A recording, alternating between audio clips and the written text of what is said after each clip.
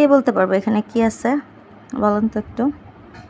আচ্ছা আমি বলে দিই, এখানে হচ্ছে পেয়ারা আর আমরা কুচি করে নেওয়া হচ্ছে, তারপরে সেটার মধ্যে একটুখানি মরিচের গুঁড়া, একটু লবণ আর সামান্য একটুখানি চিনি দেওয়া হচ্ছে, কারণ আমার চিনি ছাড়া কোনো এই ধরনের ভর্তা খাইতে মজা লাগে না। এটা হচ্ছে আমার পার্সোনাল পছন্দ। যাই হোক, তো সবাইকে খাওয়া দাওয়ার পরে এইটুকুন আমি আমার ভাগে নিছি।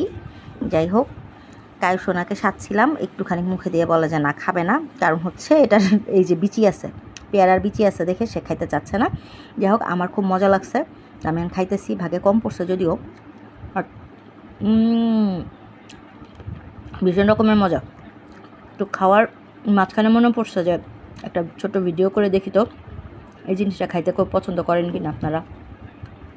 তো আমার ভিডিও যারা দেখেন তারা যদি এই আমরা আর পেয়ারার এরকম মাখা বা ভর্তা বা কী বলবো, এই সালাদ, ফ্রুট স্যালাড, কারণ 2 রকমের ফ্রুট তো আছে না, এটা যদি কেউ পছন্দ করে থাকেন বা আপনারা খান কি না সেটা জানাবেন কমেন্টে অবশ্যই।